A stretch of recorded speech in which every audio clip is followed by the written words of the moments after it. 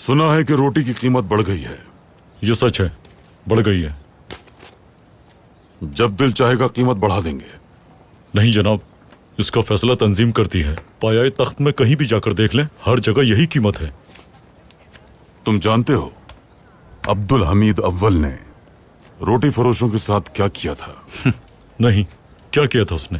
कीमत बढ़ाने वाले 3 रोटी फरोशों को सबके सामने फांसी पर लटका दिया था। तुम्हें सुल्तान अब्दुल हमीद का खौफ नहीं है? ओहो, सुल्तान इस वक्त महल में बैठा फरांस की रोटी खा रहा होगा और साथ कहवा पी रहा होगा। जब तक हुक्मरान को पता चलता है उस वक्त तक देर हो चुकी होती है। जो साहिब इख्तियार हैं बस माल कमा रहे हैं वो। हाँ, सही कहा तुमने, मगर तुम्हें मोहतात रहना चाहिए।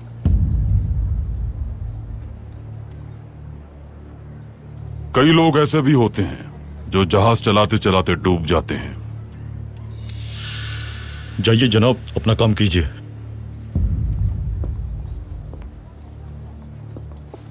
बेटा क्या कीमत है? कीमत में इजाफा हो गया है। अचानक कीमत में इजाफा हो गया? अगर रोटी लेनी है तो लो, वरना जाओ यहाँ से। बेटा इसे काट कर आधी रोटी दे दो। कैसी बातें कर रही हो तुम? ये कटी हुई आधी रोटी का क्या करूंगा मैं? चलो जाओ यहाँ से।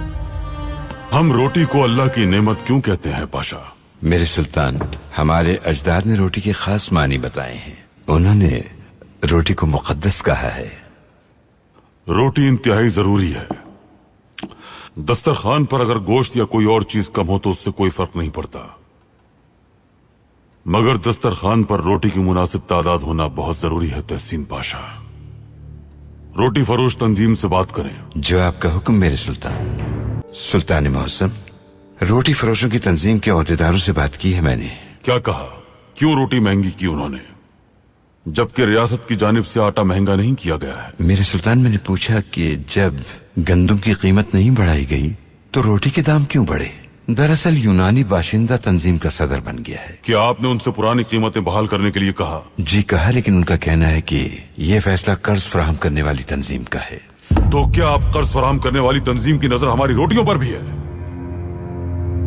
हमें वो कर्ज अदा करके रियासत से मुकम्मल तौर पर उनका असर और रसूख खत्म करना होगा, लेकिन उससे पहले रोटी फरोशों को, मुनाफाखोरों को और अवाम का खून चूसने वालों को सबक सिखाना होगा।